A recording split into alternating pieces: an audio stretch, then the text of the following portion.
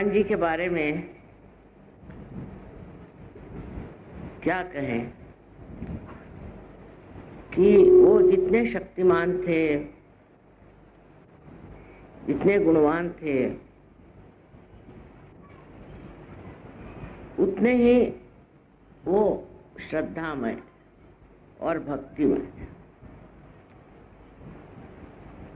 अधिकतर मनुष्य जो बहुत बलवान हो जाता है और जिसके पास शक्ति आ जाती है, जिसे हम लोग कहें कि राइट साइडेड हो जाता है,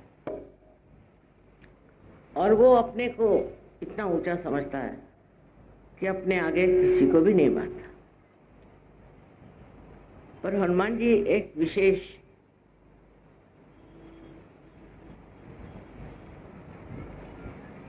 देवता है,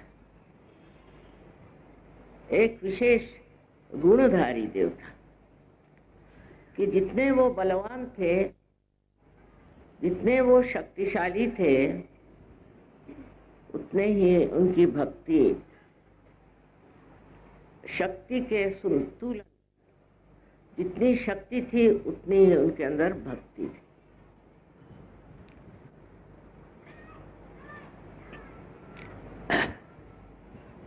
ये संतुलन उन्होंने किस प्रकार पाला और उसमें रहे, ये एक बड़ी समझने की बात है।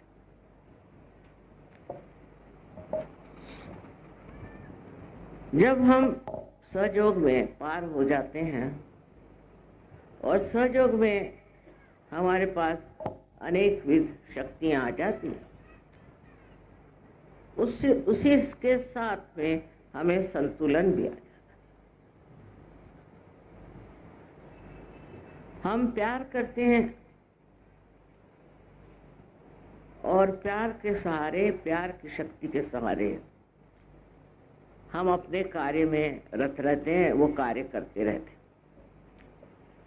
इसी प्रकार श्री हनुमान जी अत्यंत शक्तिशाली थे और उनके अंदर दैवी शक्तियां, उनके अंदर नवधा शक्तियां थी, जिसे कहते हैं गरिमा, लघुमा। वो चाहे जितना बड़ा हो सकते थे, चाहे जितना छोटा हो सकते थे, अणिमा, छोटे, बिल्कुल बिल्कुल बारीक हो सकते। ये सारी शक्तियां उन्होंने अपने भक्ति से पाई। इसका मतलब है कि भक्ति और शक्ति दोनों एक ही चीज। जिसके अंदर शक्ति है और उसके अंदर भक्ति नहीं, तो वो तो राक्षस हो जाता है, और जिसके अंदर भक्ति है किंतु शक्ति नहीं, वो पागल हो जाता है। दोनों के बीच में जो मध्य मार्ग में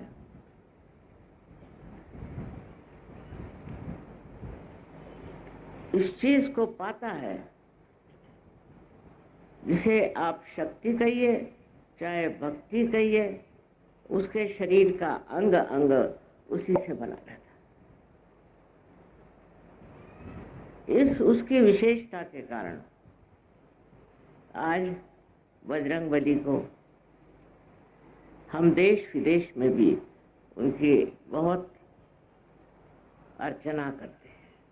मुझे आश्चर्य लगता है कि प्रदेश के जो छोटे लड़के हैं, बच्चे हैं, जब वो कोई सा भी चित्र बनाते हैं तो पहले हनुमान जी का ही चित्र बनाते हैं।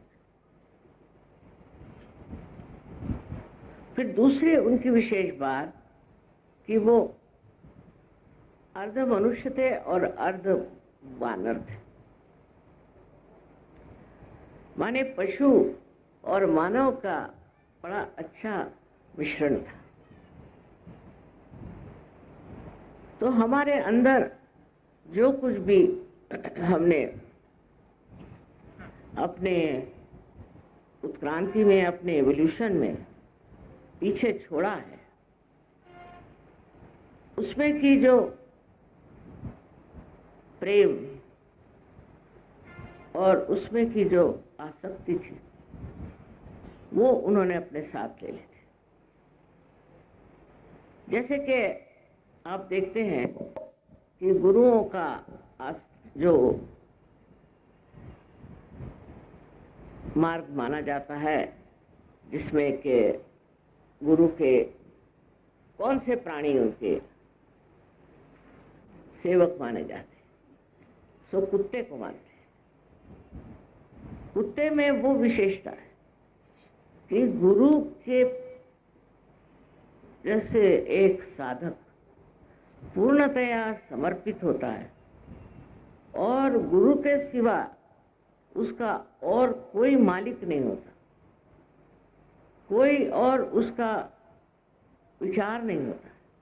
हर समय वो अपनी जान लगा देता है अपने मालिक के लिए। इसी प्रकार एक समझना चाहिए कि एक प्राणी जो कि उत्क्रांति में बढ़ा हुआ है, जब वो मनुष्य के सानिध्य में आता है तो वो क्या सीखता है? परम भक्ति। इसका मतलब है भक्ति हमारे अंदर जन्मतः बनी हो, पूर्णतया पहले ही से हमारे अंदर भक्ति का बीज बोया हो। जब हम लोग इस दशा में नहीं थे, मानव दशा में नहीं थे, तब हमारे अंदर भक्ति का उद्भव बहुत हो। भक्ति बुरी तरह से हमारे अंदर समा गई। आप किसी भी जानवर को ले लीजिए,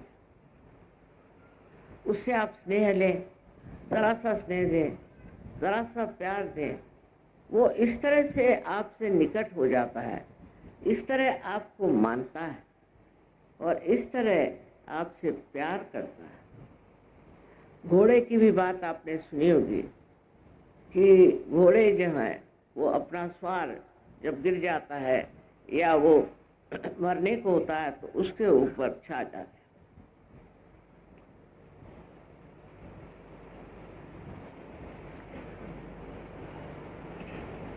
इसी प्रकार अनेक हाथियों के बारे में बताया कि ये हाथियों की निष्ठा भी कमाल की, और वो अपने मालिक को कभी कोई तकलीफ नहीं देते, और अगर उनके मालिक पे अगर कोई शेर या कोई ऐसा जानवर आक्रमण करे तो हाथी उससे लड़ते लड़ते मर जाएगा, पर अपने मालिक को हाथ नहीं लगाने। ये जो रिश्ता एक मालिक का और ऐसे ऊंचे पहुंचे हुए जानवरों का है, ये रिश्ता हमारे अंदर भी स्थित है, पहले इसे बंधा हो। और इस रिश्ते के साथ वो शक्ति भी हमको मिलती है। जैसे मैंने बताया कि हाथी लड़ते लड़ते मर जाएगा, वो लड़ने की शक्ति भी हाथी के अंदर इसलिए आए कि उसके अंदर वो प्यार और भक्ति है।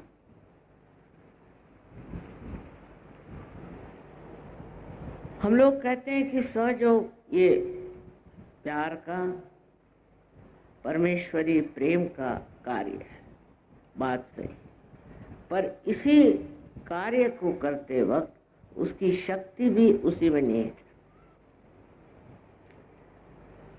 हम लोग उसको शायद जाने या न जाने,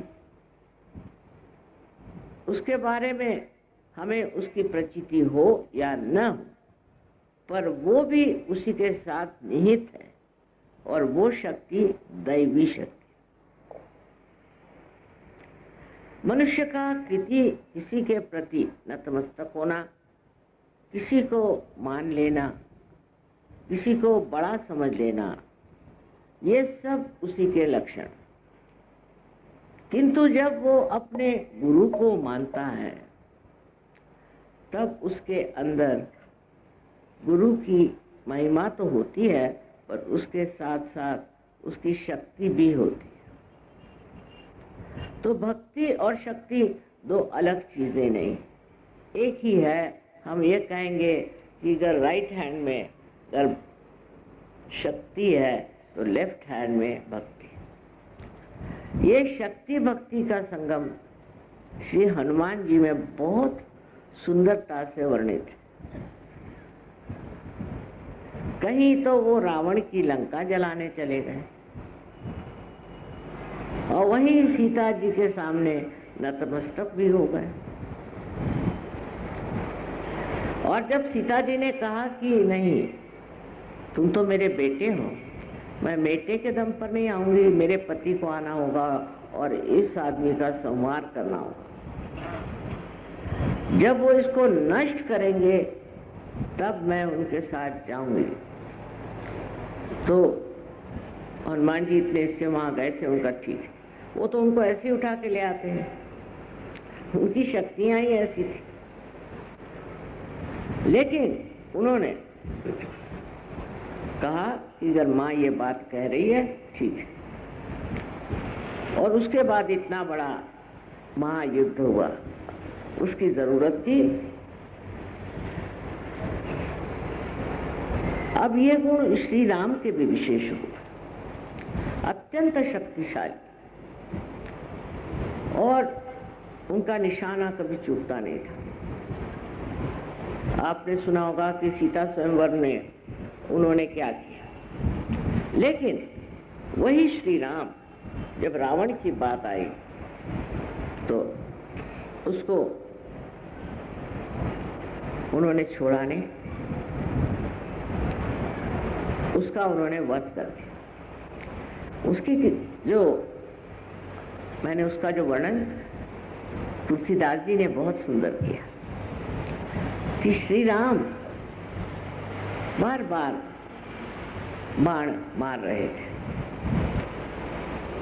और रावण के 10 सर में से एक एक गिरता जाए, फिर आ जाए, फिर गिरता जाए, फिर आ जाए। तो लक्ष्मण ने कहा, तब कर क्या रहे हैं आप? एक बाण उसके हृदय में मारो, जैसे हृदय में आप बाण मारोगे वैसे ही वो मर जाएगा, नहीं तो वो मरेगा कैसे? वो नहीं मर सकता। उसका वो बाण जो है वो उसके हृदय में लगा। अब श्री राम का बड़ा सुंदर वर्णन है वहाँ। संकोचित थे ना, बहुत संकोचित। श्री राम होते हुए भी इतने शक्ति के प्रचंड महान पुरुष होते हुए भी उन्होंने कहा, देखो बात यह है कि इस रावण के हृदय में मेरे सीता का वास, तो मैं हृदय में नहीं मारूंगा। लेकिन जब बार बार इसका सर उतरेगा तो इसका ध्यान जरूर मेरे सर की ओर जाएगा, उस वक्त मैं इसको बाण से मारना। नहीं तो उनके लिए कहा जाता कि एक बाण में वो वध करते थे। पर अब ये देखिए कि कितनी नजाकत की बात है, कितनी सरलता की बात है, पति का प्रेम अपने पत्नी के प्रति। सारे शक्ति के सागर होते हुए भी उनके अंदर किस कदर प्रेम था।